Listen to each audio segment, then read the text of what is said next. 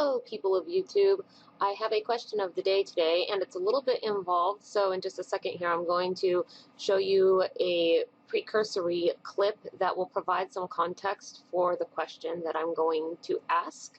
I love to watch the Intelligence Squared debates, and this one's related to affirmative action, which, although this isn't really a new point of contention on this topic, it's in the forefront of the media lately, specifically because of a challenge that is now sitting before the Supreme Court, and Justice Scalia has made some comments that the news has sunk its little teeth into on it. I would urge you to listen to this clip and then listen to the question, because my question is not directly related. It's rather tangential.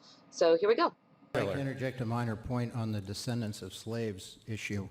You might think that all recipients of racial preferences are descendants of slaves. I'd imagine it's a minority of racial preferences, because many of the black beneficiaries of racial preferences, so-called, are foreign-born immigrants from Africa, and many are Hispanics, and there was no slavery of Hispanics in this country. As for the Freedmen's Bureau, which Professor Chemerinsky brought up as an example of the original intent of the framers, that was a reparations program for freed slaves. It wasn't an in perpetuity preference program for all descendants of freed slaves and all other people who look like them. It is the last bit of this little debate clip that particularly interests me.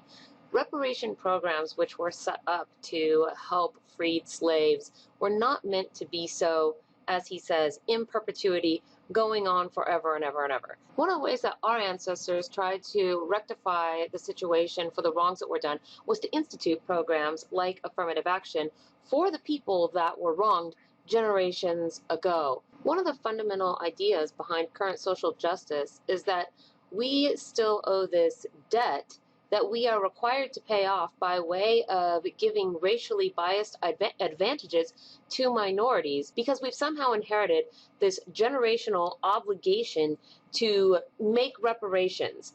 Well, if it's acceptable to just continue to hold successive generations responsible for the things that people did before them, even though the current generations had nothing to do with it or weren't even in that struggle to begin with, then when does that end? When do we begin to hold everyone accountable to the same standards? That's the question of the day, and I hope that you will all leave your comments and thoughts in the discussion area below. I'm really looking forward to the next season of Intelligence Squared, and I'm actually hoping to maybe do some live streaming and watching of the videos with commentary. So everybody have a good Sunday, and I will talk to you soon.